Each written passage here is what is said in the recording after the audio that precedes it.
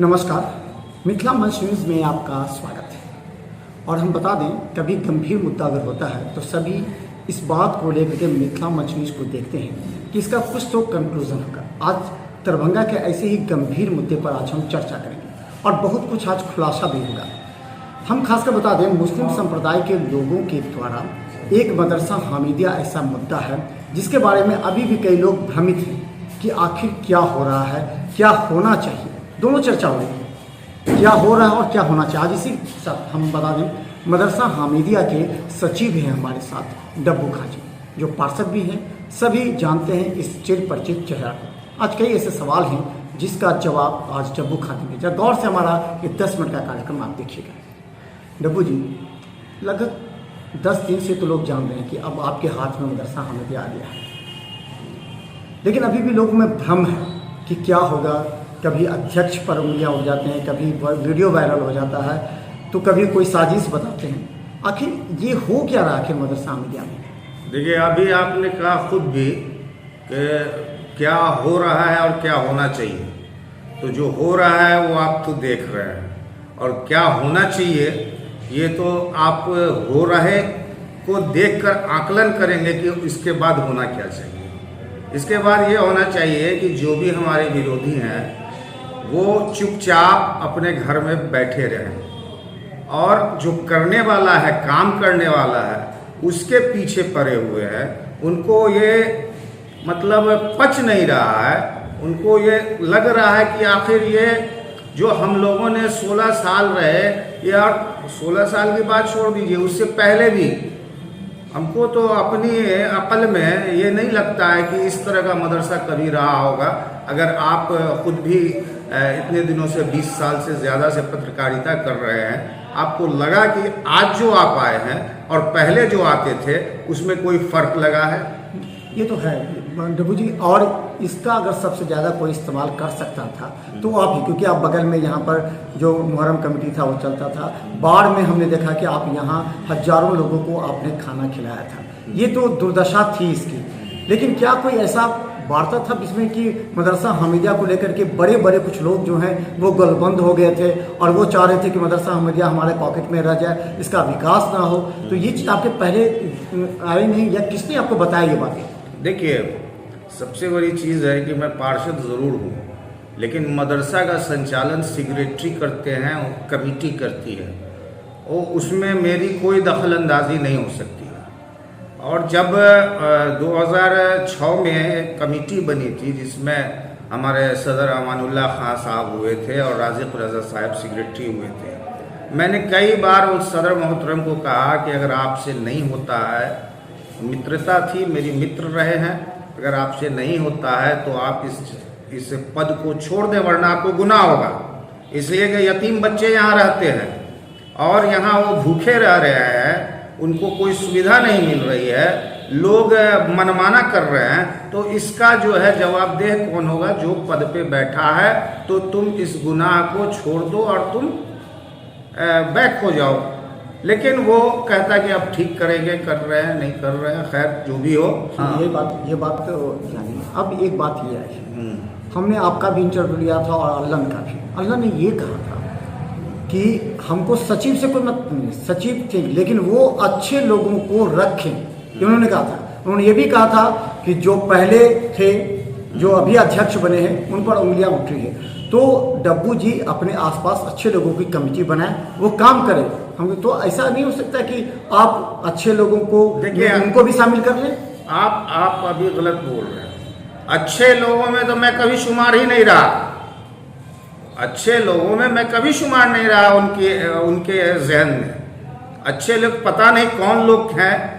वही बताया कि इंटेलेक्चुअल जो अपने घर में बैठकर पेपर पढ़ते हैं और हाँ ये क्या हो गया, ये कैसे हो गया, कुछ करने के लायक नहीं है वो लोग। तो ऐसे लोगों को वो चाहते थे कि चुनकर ले आए, जिन्होंने कई इदारे को हाशिए पे ला दिया, वैसे लोगों को लाना चाह रहे थे, जिसका मैं विरोध कर रहा था। तो वो तो कह रहे हैं, ये भी वो कह रहे हैं कि अच्छे लोगों को लाइए।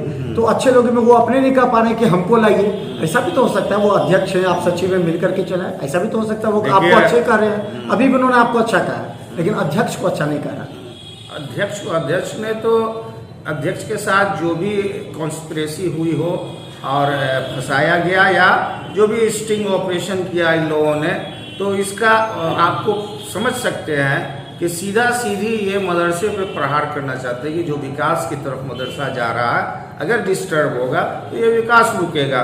मदरसा जो बदहाली में था वैसे बदहाली में आ जाए, इसीलिए उन लोगों ने इस तरह का किया। लेकिन खैर अल्लाह का शुक्र है कि ट्रस्ट का जो एक्ट कहता है उसके हिसाब से हम लोगों ने काम किया, जो ज़ाब्ता है उसके हिसाब से काम किया और नए सदर के लिए हम लोगों ने मुंतखब करके पटना बोर्ड को यहाँ भेज दिया। इंशाल्लाह वो 1-2 रोज़ में आ जाएगा। डब्बू जी, आपने अपनी छवि तो एक बार फिर से बना ली। चर्चा शहर में ये भी है कि डब्बू खान ने ईमानदारी से अध्यक्ष से इस्तीफा ले लिया, ये वायरल वीडियो पर आपकी तो छवि बन गई। क्या लगता है कि जो अध्यक्ष चुनेंगे वैसे छवि वाले व्यक्ति को चुनना आपकी भी जिम्मेवारी होगी? किसे भी जानते हैं जो करेंगे डब्बू खान करेंगे, तो एक तो जानते हो कि कौन 2-3 लोग जिनको आप चाह रहे हैं। देखिए, कुछ लोग होते हैं कि देख ही के समझ जाते हैं कि इनका क्या होना चाहिए। कहते हैं कि आदमी मुसलमान वो हो जिसको अंधा छुए तो लग जाए कि वो मुसलमान है। तो इंशाल्लाह हम लोगों ने ऐसे ही आदमी को चुना है जो 5 वक्ता नमाजी हैं माशाल्लाह, उनके 3 बच्चे हाफिज़ कुरान हैं, उनके फादर खुद भी बहुत बड़े मुफ्ती रह चुके हैं। ऐसे लोगों को हमने सदर बनाया है। अब तो नाम भी खोलिए। वाजिद साहब जो थे यहाँ, इनका इंतकाल हॉलैंड में हो गया। हॉलैंड में वो मुफ्ती थे। उनके साहबजादे खालिद रजा साहब को हम लोगों ने सदर मुंतखब किया है। अच्छा, तो वो आपके अध्यक्ष अब बन गए, तो हम बता कि विवाद तो अब खत्म हो जाना चाहिए, क्योंकि अब ऐसे लोगों को आपने चुना है कि ना विवाद की कोई गुंजाइश ही नहीं रही है। जी। तो अब सवाल यह है कि अब डब्बू खान करेंगे क्या? कंप्यूटर लैब बनाएंगे, साइंस लैब बनाएंगे, और जो आशा आपने लोगों में जगा दी है, खासकर मुस्लिम संप्रदाय के उन बच्चों को जो यतीम खाना था, अब यहाँ आपने कह दिया फुलवाड़ी लगेगा बच्चों के लिए। आप लगेगा नहीं, लग गया है। आप देखिए, लग गया है, सब कुछ लगा हुआ है अल्हम्दुलिल्लाह। 27-28वां दिन है आज। आप देखिए कि 28 दिन में क्या हुआ है। दूसरी बात, जहाँ तक पढ़ाई लिखाई का मामला है, तालीम का मामला है, उसमें बता दें कि हम लोग साइंस भी पढ़ाएंगे। साइंस का जो है दुनियावी भी तालीम उनको मिलेगी। दीन की तालीम तो मिलती है मदरसों में, लेकिन हम लोग ऐसा करने जा रहे हैं इंशाल्लाह, कोचिंग भी चलाएंगे हम लोग, जिसमें UPSC BPSC की तैयारी भी कराने का हम लोगों का एक एम्बिशन है, एम है। तो इंशाल्लाह उससे जो मदरसा के लड़के हैं जो वंचित रह जाते हैं, सिर्फ मौलाना बन के रह जाते हैं, और उनका करियर जो लगता है कि अगर इस लाइन में गए तो मेरा करियर नहीं बनेगा, तो हम लोग इंशाल्लाह उन बच्चों को दीनी तालीम के साथ अगर मुफ्ती बनाएंगे तो इंशाल्लाह उनको हम ग्रेजुएशन भी कराएंगे। इस तरह का हम लोगों का एम्बिशन है। अच्छा डब्बू जी, अब विवाद उठा है जो बाहर में जितनी दुकानें थी, उन लोगों ने आरोप लगाया था कि उनके दुकान तोड़ी जा रही है, उनसे पैसे मांगे जा रहे हैं, ये अल्लाह ने भी कहा था और दुकानदार ये जो कह रहे हैं। तो आपका प्रोजेक्ट क्या है? इसको पूरे हमीदिया को और किस किस रूप में आप बनाना चाहते हैं और कैसे बनाना चाहते हैं? क्या प्रोजेक्ट है आपका? सबसे पहली बात तो कोई दुकान टूटी नहीं है। अगर टूटा है वो जगह टूटी है जहाँ पर आप लोगों को मालूम होगा। जो मेरे विरोधी हैं वो तो आज तक उनके खिलाफ एक उंगली नहीं उठा सके। बड़े बड़े एडवोकेट थे, 2-2 कमरा जबरन 45 साल से कब्जा किए हुए थे। मुहर्रम कमेटी थी, उसमें अंजुमन ने भी एक कमरा ले रखा था। सो हम इदारे की बात नहीं करते हैं, मुहर्रम कमेटी है तो वो इदारा है, उसको रखना ज़रूरी है। अंजुमन ने भी बहुत फलाह का काम किया है, उसके लिए भी ज़रूरी है। लेकिन ये लोगों से चुंगल से अगर बुलडोज़र चलाकर सफाया कर दिया, जिससे कि आप देख सकते हैं पीछे की ज़मीन जो कि सोना हो गई, अब हीरा हो गई, अब उसमें मैरिज हॉल्स खुल सकता है, उसमें हॉस्टल बन सकता है, उसमें बहुत सारी चीज़ें हो सकती है, रेस्ट हाउस बन सकता है अगर 15 फीट का रास्ता दे दिया जाए। मुहर्रम कमेटी अपनी ही जगह रहेगी, उधर अंजुमन भी अपनी जगह रहेगी। हम वकील को भी देंगे, हम नहीं कहते कि उनको नहीं देंगे, लेकिन जो टर्म ऑफ कंडीशन होगा मदरसा का, जो बिना अलॉटमेंट के थे अब अलॉट करेंगे, उस टर्म ऑफ कंडीशन पे वो खरे उतरेंगे, तब उनको हम जगह देंगे। हमीदिया के विकास के लिए करेंगे। और बहुत से लोग सामने भी आए हैं कि वो कहें कि हम मदरसा हमीदिया को इस तरह मदद करना चाहते हैं, चाहे शिक्षा के क्षेत्र में हो। क्या लगता है पुराने विरोधी जो आपके हैं जो लगातार आपके हर बात पर उंगलियां उठाएंगे, जो भी कार्य आप करेंगे, उन लोगों के लिए भी कोई आपके पास योजना है कि वो लोग भी विरोध ना करें और वो लोग भी आपके साथ हो जाए? मेरे साथ हो जाए, वो लगता है कि अगर वो मेरे साथ होंगे तो मेरा भी स्टिंग ऑपरेशन करने का इरादा होगा उनका, समझा? इसलिए वो साथ आएंगे। वो विकास कुछ नहीं हो तो हाथ में रहा तब नहीं कुछ, स्टिंग ऑपरेशन करते रहे ये लोग, हाँ, उससे होगा भी नहीं कुछ।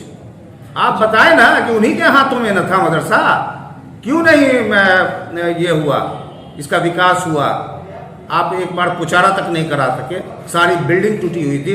ये इस ऑफिस में जो बैठे हुए हैं आप, जब हम आए थे ज्वाइन करने के लिए तो सारा लिंटर का छर नजर आ रहा था, और उनसे अब हम उम्मीद रखें कि वो मदद करने आ रहे हैं? वो गड्ढा खनने आ रहेंगे कि किस तरह गड्ढा खने कि उसमें डब्बू खान गिर जाए और पूरा कर दें मिट्टी उट्टी से, आग के बाद हम खड़े हो जाए। इनसे उम्मीद रखना बेवकूफ़ी है। हाँ, अगर उम्मीद रखें, हम अल्लाह से उम्मीद रखेंगे। बीच बचाव का रास्ता करके लाना चाह रहे थे, कुछ बड़े लोगों ने बात भी की थी।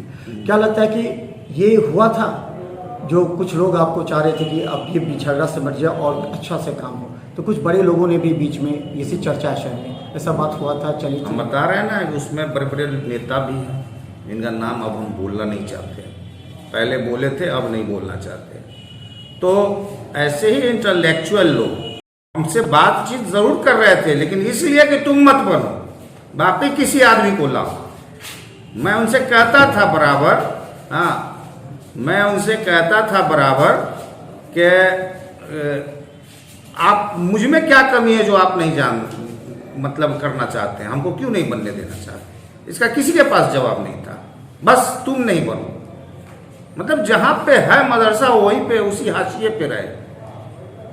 उनको पता था कि डब्बू खां आएगा तो इंशाल्लाह एक तारीख बना देगा, एक इतिहास बना देगा, अल्हम्दुलिल्लाह, तो और वही होगा इंशाल्लाह। तो मैं अभी भी चैलेंज करता हूं कि 2 से 3 महीना देख लीजिए, इंशाल्लाह बिहार में सबसे नंबर 1 मदरसा हमीदिया किलाघाट होगा। तो हम बता दें ये डब्बू खां है, और हम बता दें लोगों में इस बात को लेकर के पहली बार, इससे पहले मदरसा हमीदिया पर कोई चर्चा नहीं होती थी। हमें लगता है कि बहुत से लोग यहाँ से गुजरते थे तो निश्चित तौर पर आंखों में आंसू आ जाते थे। ये एक ऐसा जगह है, इस जगह पे मदरसा हमीदिया जो यतीम खाना था, कभी कभी हम लोग भी यहाँ आते थे, जब बाढ़ में लोग रहते थे, खबर बनाने आते थे, कभी यहाँ खिचड़ी बांटा जाता था। खिचड़ी लगातार बाढ़ के समय में इन्होंने ही बनवाया था।